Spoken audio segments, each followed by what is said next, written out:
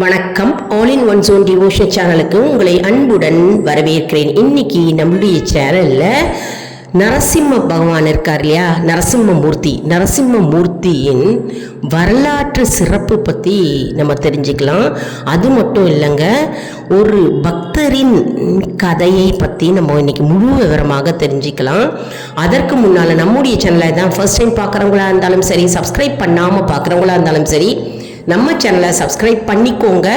கூடவே அந்த பெல் பட்டனை ப்ரெஸ் பண்ணிக்கோங்க. ஆல் என்கின்ற ஆப்ஷனையும் ப்ரெஸ் பண்ணிக்கோங்க. அப்போ தான் நான் போடுற வீடியோஸ் எல்லாம் உங்களுக்கு உடனுக்குடன் நோட்டிஃபிகேஷனில் மிஸ் பண்ணாமல் தெரிய வரும். சரி, வாங்க இப்போ நம்ம வீடியோக்குள்ளே போகலாம். இந்த நரசிம்மர் பகவானுடைய வரலாற்று சிறப்பு நமக்கு என்ன உணர்த்துகிறது அப்படின்னு பார்க்கலாம். அதாவது ஹிரண்யகசிபு அப்படின்ற ஒரு மிகப்பெரிய ஒரு அசுரன் அப்படின்னே சொல்லலாம். பிரகலாதன் என்கின்ற பக்தர் அப்படின்னு நம்ம சொல்லலாம். நமக்கு இந்த கதை ஏற்கனவே நமக்கு தெரிஞ்சிருக்கும். அதாவது ஹிரண்யகசிபுக்கும் மற்றும் பிரகலாதன் என்கின்ற பக்தருக்கும் இடையே உள்ள ஒரு கடுமையான போர் தான் இந்த நரசிம்ம பகவானுடைய வரலாறு அப்படின்னு சொல்லலாம். அதாவது ரொம்ப தீவிர பக்தரான பிரகலாதன் பகவானையே நினைத்து, விஷ்ணு பகவானையே நினைத்து, எப்பொழுதும் அவருடைய நாமத்தை ஜபித்து கொண்டே அவரையே நினைத்து எந்நேரமும் பிரார்த்தனை செய்து கொண்டிருக்கிறவர் இந்த பிரகலாதன். ஹிரண்யகசிபு என்கின்றவர் அவருடைய தந்தை அதிகாரமும் ஆணவமும் மற்றும் பக்தியே இல்லாதவராக இருக்கின்ற அந்த ஹிரண்யகசிபு என்கின்றவர் அவருடைய தந்தை. ஸோ தந்தைக்கும் மகனுக்கும் உள்ள போர், அந்த போர் தான் இந்த நரசிம்ம பகவானின் வரலாற்று, அதாவது கதை மற்றும் இந்த பக்தரின் நம்பிக்கை இந்த வரலாற்று சிறப்பு கூறுகிறது. இந்த வரலாற்று சிறப்பு பக்தியின் உன்னகத்தை இது கூறுகிறது. இரண்யன் உன் கடவுள் எங்கே அப்படின்னு கேட்டாராம். அதற்கு பிரகலாதன் தூணிலும் இருப்பார், துரும்பிலும் இருப்பார் அப்படின்னு பிரகலாதன் கூறுகிறார். அவ்வளவு பக்தி நிறைந்த பிரகலாதன் விஷ்ணு பகவானை நினைத்து கொண்டு பூஜை செய்கிறவர். அவருடைய அசைக்க முடியாத நம்பிக்கையை வெளிப்படுத்துகிறது. அதனால தான் பகவான் தூணிலும் இருக்கிறார், துரும்பிலும் இருக்கிறார் அப்படின்னு பிரகலாதன் கூறியிருக்கிறார். அதாவது இறைவன் ஒரு குறிப்பிட்ட எல்லைக்குள் அடங்குபவர் இல்லை. அவர் அணுவுக்குள்ளும் இருப்பார், அண்டத்துக்குள்ளும் இருப்பார், எங்கும் நிறைந்திருக்கிறவர் இறைவன் ஆவார் என்று பிரகலாதன் தூணிலும் இருப்பார், துரும்பிலும் இருப்பார் என்று கூறுகிறார். இந்த பேருண்மையை ஒரு சிறுவன் மூலம் இந்த உலகிற்கு உணர்த்தினார். அதாவது அவ்வளவு பக்தி நிறைந்த பிரகலாதன் நம்பிக்கையுடன் அவர் இந்த கூற்றை கூறினார். இப்போ பயமே அறியாத பக்தி என்ன அப்படின்னு பார்க்கலாம். அதாவது பிரகலாதனை நெருப்பில் போட்டு தள்ளி விடும்போதும் சரி, மற்றும் யானையுடைய கால் அடியில் போட்டு யானையை மிதிக்க செய்வதாலும் சரி, மற்றும் மலையிலிருந்து பிரகலாதனை தள்ளி விடும்போதும் சரி, எந்த நேரத்திலையும் சரி பயமே அறியாத அந்த பிரகலாத சிறுவன் ஆவான். அதாவது எப்பொழுதுமே அந்த நேரத்தில் கூட எந்நேரமுமே ஹரிநாமத்தையே ஜபித்து கொண்டிருந்தானாம். அதாவது எப்பொழுதுமே நம்பிக்கையுடனும் பக்தியுடனும் ஹரிநாமத்தையே பகவானையே நினைத்து கொண்டு நம்பிக்கையுடன் அவர் இருந்தாராம். எதுவுமே பயம் அவருக்கு தெரியவில்லை, பயமே அவரிடம் நெருங்கவில்லை. அதாவது யார் ஒருவர் எப்பொழுதுமே பகவானை நினைத்து கொண்டிருக்கிறார்களோ பகவானை சரணடைந்து கொண்டிருக்கிறாரோ அவர்களுக்கு துன்பம் எதுவுமே நெருங்காது அப்படின்னு நம்ம இந்த வரலாறு மூலம் நம்ம தெரிஞ்சுக்கலாங்க. இந்த அற்புதமான வரலாற்று சிறப்பு நமக்கு எடுத்து காட்டுகிறது. அதாவது இந்த பிரகலாதனை எப்படி துன்பப்படுத்தினாலும், எந்த வகையில் துன்பப்படுத்தினாலும் சரி, நெருப்பில் போட்டிருக்காங்க, அப்புறம் மலையிலேருந்து தள்ளி விட்டுருக்காங்க, அப்புறம் யானையோட பாதத்தில் அவரை படுக்க வச்சு யானை பாதத்தால் மிதிக்க வைத்திருக்கிறார். அப்பொழுது கூட அந்த சிறுவனாகிய பிரகலாதனுக்கு பயமே இல்லையாம். ஏனென்றால் பகவானையே நினைத்து கொண்டு எப்பொழுதும் ஹரிநாமத்தை ஜபித்து கொண்டே இருக்கின்ற அந்த சிறுவனுக்கு பயம் தெரியவில்லை. அதனால் துன்பம் எதுவுமே பெரிதாக தெரியாது. இந்த வரலாற்று மூலம் நாம் அறிந்து வேண்டிய ஒரு உண்மை தத்துவம், ஒரு உண்மை கதை என்றே சொல்லலாம்.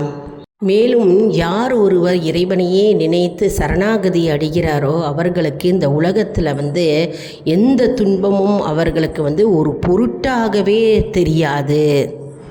ஏனென்றால் பக்தியும் நம்பிக்கையும் வலிமையாகிறது இல்லையா? அதனால் துன்பங்கள் எதுவுமே அவர்களுக்கு நெருங்காது, ஒரு பயமும் இருக்காது. அதாவது ஹிரணியனை நரசிம்மமூர்த்தி வதம் செய்யும்போது உக்கிரமான முகமும் கோபம் அடைந்த முகமாக தேவர்களுக்கும் முனிவர்களுக்கும் ரிஷிகளுக்கும் மற்றும் லக்ஷ்மி தேவிக்கு கூட உக்கிரமாக தெரிந்ததாம். கோபமான முகம், உக்கிரமான கோபம் தோற்றம் அவர்களுக்கு எல்லாம் காட்சி அளித்தாராம். ஆனால் பிரகல்லாதருக்கு மட்டும் ஒரு கருணை நிறைந்த முகமாக, சாந்தமுடைய முகமாக, ஒரு அப்பாவின் முகமாக பிரகல்லாதனுக்கு தெரிந்ததாம். மற்றவர்கள் அனைவருக்கும் சிங்கத்தின் முகமாக தெரிந்ததாம், உக்கிர முகமாக தெரிந்ததாம், கோபம் நிறைந்த ஒரு கோர முகமாக அனைவருக்கும் தெரிந்ததாம். ஆனால் இந்த பிரகலாத சிறுவனுக்கு அவர் பக்தி நிறைந்ததால் அவருக்கு இறைவன் அவருக்கு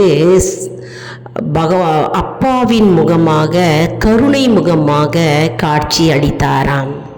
இதிலிருந்து என்ன தெரிகிறது? இறைவனுடைய வடிவம் நாம் அவர் மேல் வைத்திருக்கும் அன்பை பொறுத்தது நமக்கு அவர் அந்த வடிவமாக நமக்கு காட்சி அளிப்பார். எவ்வளவு அற்புதம் பாருங்க. இப்போது நம்ம சரணாகதியின் தத்துவம் என்ன அப்படின்னு பார்க்கலாம். அதாவது நீ ஒரு கருவியாக இரு, நான் உன்னை காக்கிறேன் என்று நரசிம்மரின் சாரமாகும்.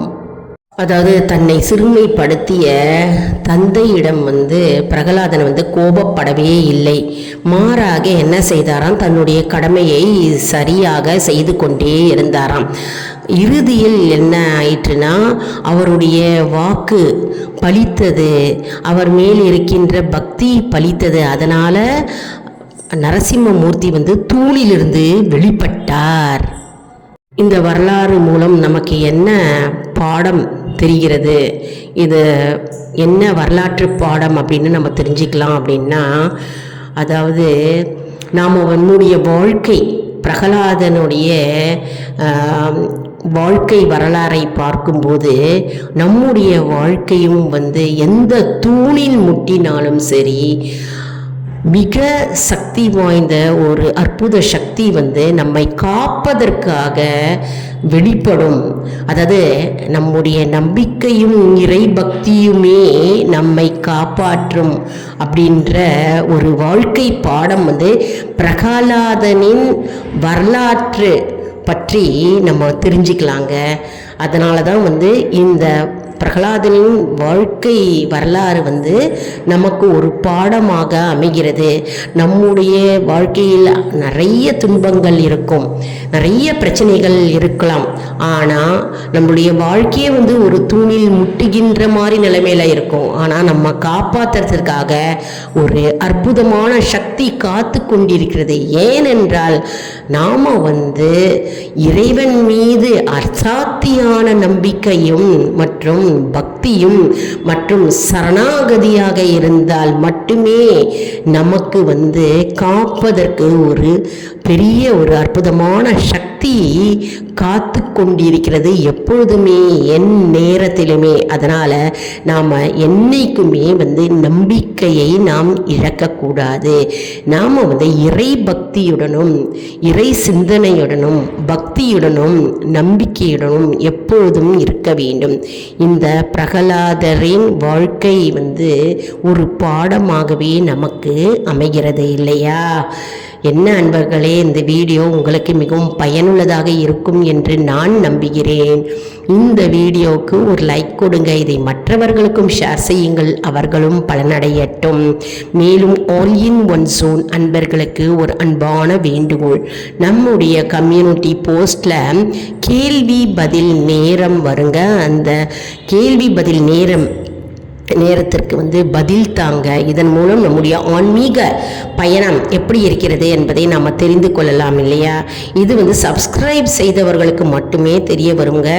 அதனால் நம்முடைய சேனலை மறக்காமல் சப்ஸ்கிரைப் செய்து கொள்ளுங்கள்.